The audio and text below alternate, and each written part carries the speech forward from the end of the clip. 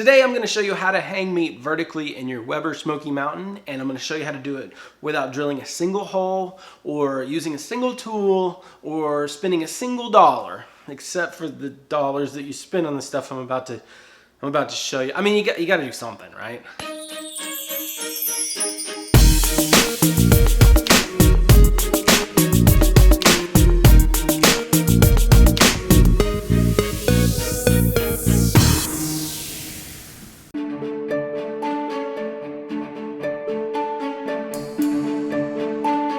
So in my last video, I explained all my tips and tricks and modifications that I've done to my Weber Smokey Mountain.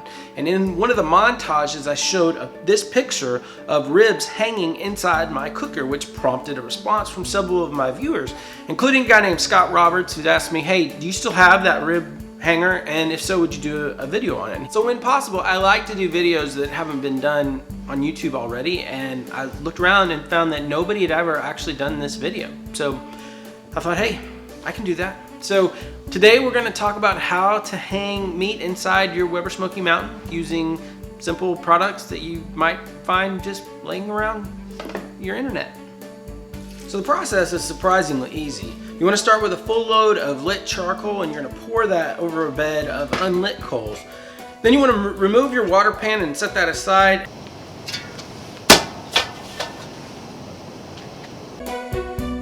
And then adjust your vents to your desired temp. I usually shoot for about 300 degrees for ribs. Then you want to prep your ribs just like you normally would. Remove your membrane, put your favorite rub on. Today I'm using a Simply Unique by Big Country Barbecue, which is a barbecue team that's based out of my hometown here. They've won a lot of awards with this. This is a award-winning all-purpose seasoning rub, great for barbecue pork, poultry, steak, or seafood. So I'm looking forward to giving this a try.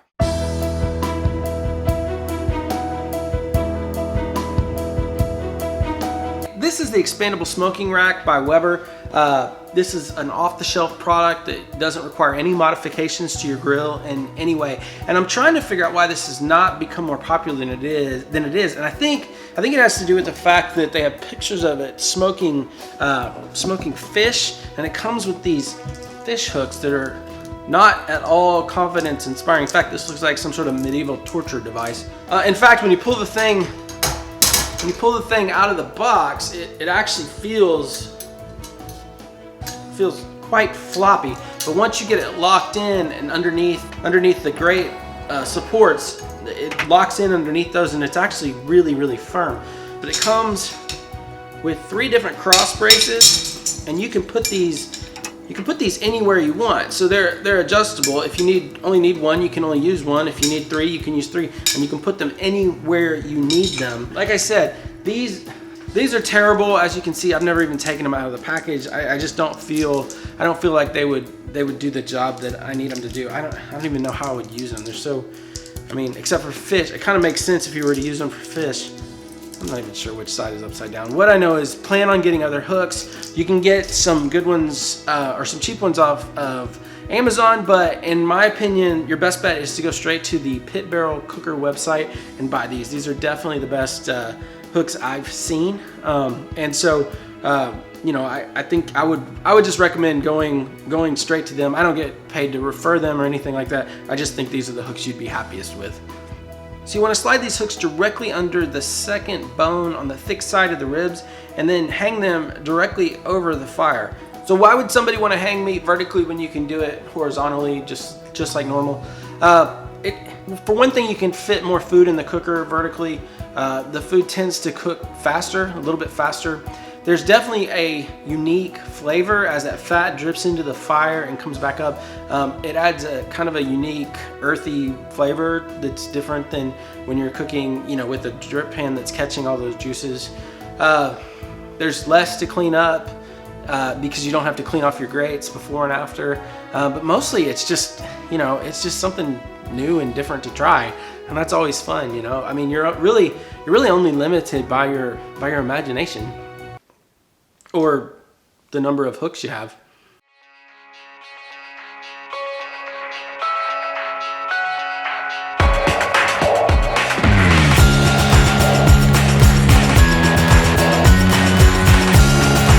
So I'll go ahead and let these cook for 2.5 to 3 hours. I'll keep an eye on them, and once I start to see really good pullback off the bone and I know they're about done, I'll take them out and I'll apply barbecue sauce to them and then put them back in the cooker for another 15 minutes or so and let that sauce firm up a little bit.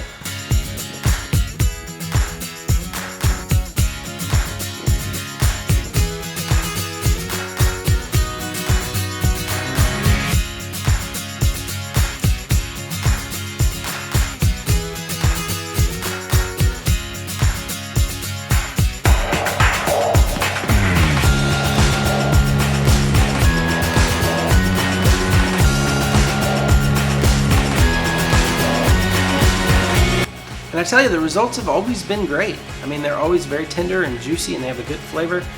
In fact, this is one of my favorite ways to cook ribs. And with that in mind, actually, I've experimented with a lot of different meats, and this is definitely my favorite way to cook chicken. It's one of my favorite ways to cook ribs. Other stuff that I've done, like I said, I did a whole pork butt, and that was fun to do, and it created some really cool images. But I didn't feel like hanging it really added much to the cooking experience, and I sort of prefer to do that the traditional way. Just because it wasn't any better, it wasn't any worse. In fact, the only thing that I've done that I really didn't like better was tri-tip. I think I prefer to cook that my traditional method, just because I like the sear that I get on it. But that's your mileage may vary thing. You may like it better than I do, but that's also probably the reason why I haven't tried a brisket. There was something about the beef dripping into the fire the whole cook that was a little bit off-putting for me. That's just me personally. I know I'm gonna get flamed in the comments for this. If you disagree with me, go ahead, let me have it. I can take it. Internet, I'm a big boy. I'm a big boy, but that's not what we're talking about. Hey, you keep your comments to yourself. So that's it. This wasn't supposed to be a full-on tutorial on how to cook ribs in the Weber Smokey Mountain. It was more of just a demonstration that you can. There's plenty of other resources out there to tell you how to actually cook things vertically. You should check them out. If you have any questions, put them in the comments below, and I'll be sure to reply. Thank you to Scott Roberts for being the one who inspired this video, and I will post a link in the description below of all the other modifications that I did to my Weber Smokey Mountain if you haven't seen it. And I guess that's it. So thanks for watching. Please subscribe, hit like. I need a cool sign out. I need something I can say every time, like Big Meek Sunday, he throws his towel at his camera and it goes like that, which I guess I could do that. And Spock, live long and prosper. I need my own thing. You guys got any ideas?